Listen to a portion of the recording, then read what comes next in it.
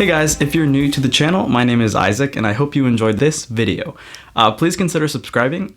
So this is the iPhone 12 Pro Max. I would have done the iPhone mini. Well, I think it's just best to focus on one phone for the whole video, and also I forgot to hit record when I was unboxing this video with the satisfying peel. So I kind of lost motivation to do that. Apple's thinnest iPhone box. It would have been cool if they made all the iPhone boxes for the past 4 years just white.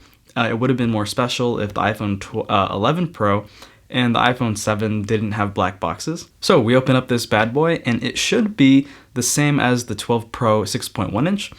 We get the iPhone top, the rear back is being revealed, which is awesome in my opinion. Beautiful silver black. All of the iPhone 12 colors this year are beautiful, but I haven't used silver in a while with really any Apple product. And my XS Max was gold, my 11 Pro Max was midnight green, my MacBook Pro is space gray. Previous Apple watches I've had long-term and short-term for reviews have been space gray, gold, the Atlantic blue, and my iPad Pro that I had for a couple years was space gray. This video sponsor is Wondershare. Do you work and read and do things with PDF files?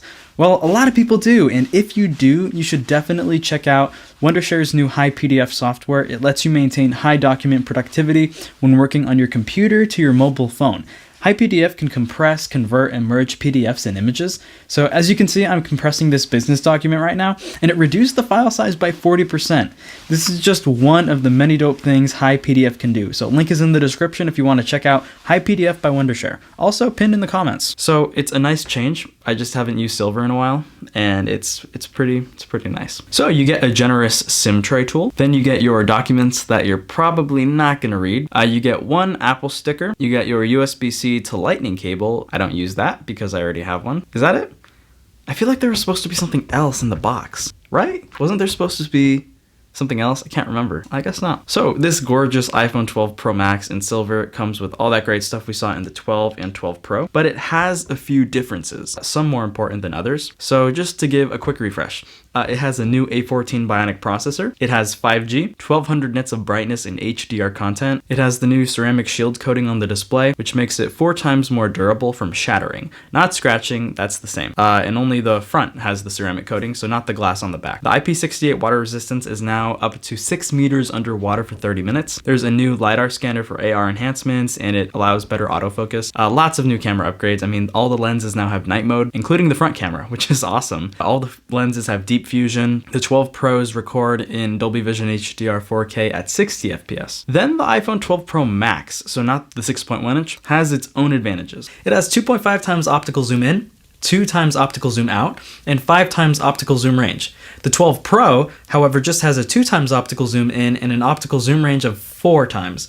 Also, the 12 Pro Max has a 12 times digital zoom, while the 12 Pro just has 10. Besides the camera, the main two differences, which are fairly obvious, one is the display. It has a larger 6.7 inch display.